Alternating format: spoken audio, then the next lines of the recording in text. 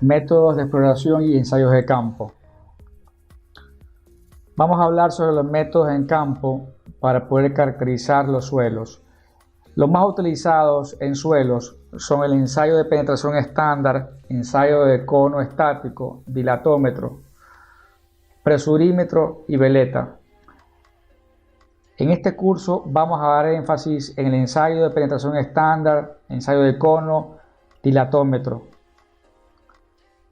Ensayo de penetración estándar es un ensayo en el cual se tiene un barril en el cual se penetra cada 15 centímetros y se va contando los golpes que se da en un peso de 63,5 kilos y una distancia de caída de 76 centímetros y se cuenta los últimos 30 centímetros los golpes necesarios para penetrar. Es importante medir la energía en cada golpe para poder cuantificar de forma más precisa cuál es el valor de los golpes normalizados para el 60% de la energía teórica. Para eso es importante colocar una barra instrumentada con acelerómetros y deformímetros en el cual uno calcula la energía por golpe en función de la convolución del registro de fuerzas y velocidades para cada golpe. Existe una norma ASTM 6066 para la cual se usa sobre todo en suelos potencialmente licuables. En esta figura vemos claramente cómo en un mismo suelo, pero ensayados con dos tipos de martillos diferentes, el martillo safety y el martillo donut. El martillo donut es un anillo en el cual va en un eje, va pegando con un eje. Sin embargo, el safety va subiendo y bajando, pero siempre con una guía sin golpear el eje del acero. Vemos cómo en campo, un ejemplo a la velocidad, a la profundidad de 18.5 metros, los valores registrados en campo en el ensayo con el anillo donut anda alrededor de 20 versus 13 con el safety. Si yo normalizo para la energía en ese golpe, vemos que todos estos valores a esa profundidad colapsan a un valor de 15. Es decir, si no sabemos la pérdida de energía por golpe, podríamos sobreestimar los valores de N60 y por lo tanto sobreestimar las resistencias o sobreestimar si un suelo puede estar medianamente suelto o denso. Existen otros factores de corrección como el factor por longitud de varilla. En este caso se recomienda usar el trabajo de Tolga 2014. También existen correcciones por el diámetro del pozo, por lo general es 1, y también por la corrección por el revestimiento, que si se usa el penetrómetro estándar sería 1. Básicamente las correcciones más importantes son por la longitud de varilla y la energía que ya hemos visto.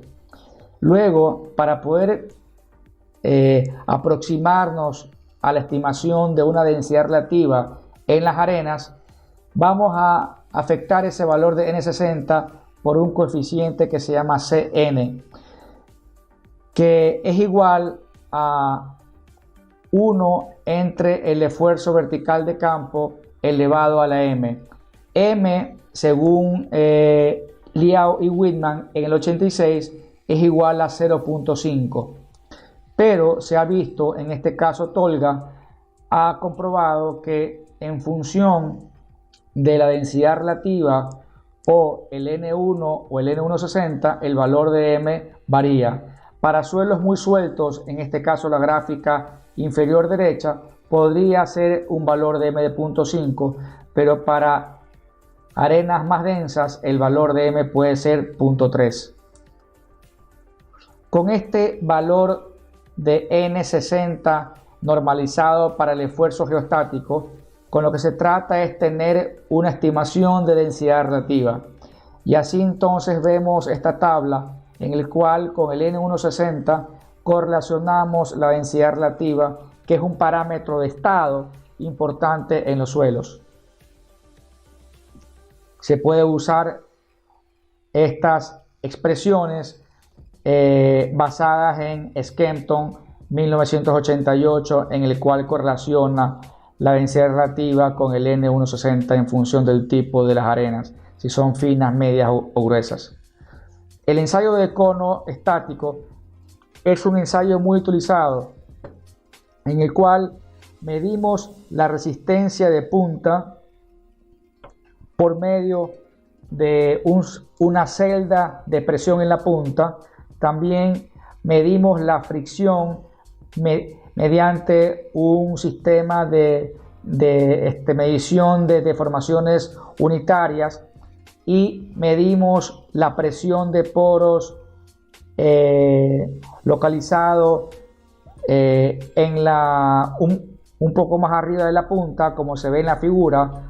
En el U2 es esta ubicación que hemos escogido para esta gráfica. Existen varias ubicaciones de la piedra porosa, en este caso el más estándar es un poco más arriba de la punta. Se penetra 2 centímetros por segundo, sin embargo esa velocidad dependerá del coeficiente de consolidación del suelo,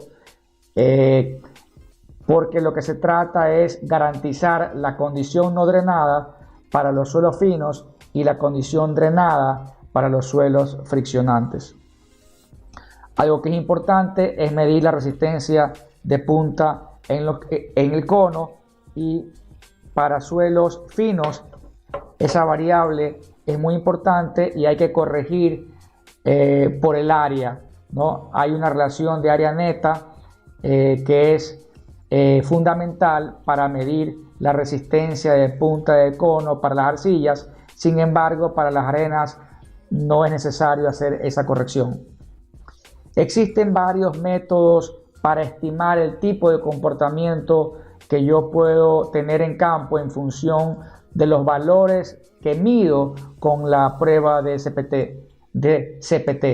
En este caso estamos viendo la gráfica de Robertson 1999, actualizada en el 2009, en función del índice de comportamiento, que depende de la resistencia de punta de cono normalizada y la resistencia a la fricción normalizada.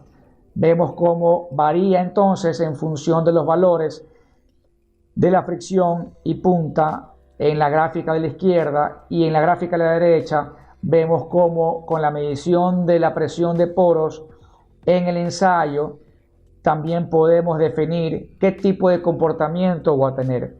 No queremos definir qué tipo de suelo es, sino qué tipo de comportamiento voy a tener.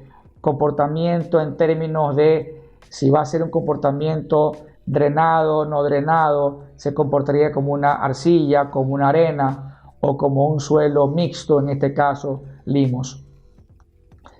Aquí vemos una gráfica donde se ha tratado de correlacionar el contenido de finos con el índice de comportamiento, y vemos que cuando tenemos un valor de índice de comportamiento de 2.6 se podría definir como un suelo que se comporta como una arcilla y un suelo que se comporta como una arena. Y hay una zona de transición que está en el orden del 2.4 a 2.8. Luego existe otro tipo de expresiones como la de Schneider 2008-2012, que solamente se basa en la resistencia de punta de cono y la presión de poros.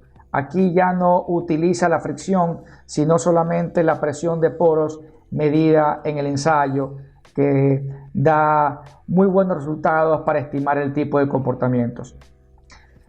Robertson y Cabal define el grado de percepción o de confiabilidad del cono para estimar diferentes parámetros geotécnicos. Vemos en esta figura, en esta tabla, que en las arcillas es muy bueno para estimar la razón de sobreconsolidación, el OCR.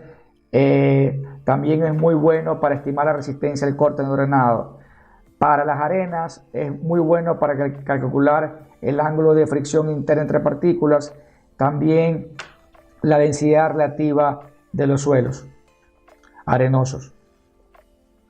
Y aquí vemos una gráfica de cómo definimos una zona con las diferentes variables que hemos expresado, y hemos encontrado ahí una precisión en este tipo de ensayo, y vamos a ver cómo se correlaciona con un ensayo de perforación de SPT en el cual tenemos ensayos de clasificación de suelos por medio del sistema SUX, y vemos cómo se correlaciona para un suelo arcilloso profundo. Vemos cómo en la parte superficial el índice de comportamiento predice muy bien el relleno, que es una grava arcillosa, arenosa. Luego tenemos arcillas francas, blandas. Luego a los 21 metros tenemos una intercalación de turba, que también lo predice el cono. Y luego que vemos que a los 28 metros tenemos valores de contenido de arenas en el estrato arcilloso, que muy bien lo capta el cono. Y luego a los 38 metros se ve la presencia de las arenas, que se observa muy bien en la perforación. Ensayos de geofísicos que se pueden ver en esta gráfica. Existen algunos ensayos geofísicos: la técnica de refracción, la técnica de las ondas superficiales, que son los análisis espectrales de ondas superficiales, que usan las ondas Rayleigh por su característica de dispersión con la frecuencia. Vamos a utilizar el espectro de las ondas Rayleigh con el método SASW o el MASW, que usa múltiples geófonos para tener una mayor resolución. A mayor contenido de frecuencias altas vamos a tener longitudes de onda bajas, por lo tanto vamos a captar profundidades más bajas. Si queremos tener más profundidades, necesitamos tener excitaciones de frecuencias bajas para que la longitud de onda sea más alta. Eso sería la vibración ambiental. Luego existen ensayos que se llaman los downhole, que generas una excitación en la superficie y vas midiendo con la profundidad, con geófonos, la trayectoria de la propagación de la onda cortante a profundidad. Y los uphole es que el excitador lo tenemos en el fondo y vas así entonces capturando hacia arriba la propagación. Los crosshole es que tenemos diferentes, un sensor a la misma profundidad y el excitador a la misma profundidad, y tenemos la trayectoria de onda directa. Aquí tenemos un ejemplo de cómo está en un proyecto en el cual se midió la velocidad de ondas cortantes por 4 métodos diferentes en un sitio donde hubo licuación en el terremoto del 2016 en Ecuador. Estaba compuesto por unas arcillas blandas de 3,50 metros y luego arenas limosas sueltas de bajo número de golpes. Vemos como el ensayo de downhole, que se ve con color verde, la línea de color verde, luego con línea de color roja es el crosshole, que fue medido por 2 conos efectuado por el Dr. Cox de la Universidad de Texas en Austin. Luego el dinatómetro, que se hizo un downhole también, y luego la medición de las ondas espectrales superficiales, tanto activo como pasivo, con la misma curva de dispersión, con celeste y con color azul, pero se evaluó la incertidumbre en el modelo de inversión de las ondas Rayleigh para medir las velocidades, para estimar la velocidad de las ondas cortantes. Vemos entonces que con el YOPSI se tuvo una mejor precisión Y aquí vemos que con varios métodos se tienen resultados similares de velocidad de la onda cortante. Sin embargo, lo que nos interesa es el módulo de rigidez al cortante máximo. Pero para eso necesitamos la densidad del suelo.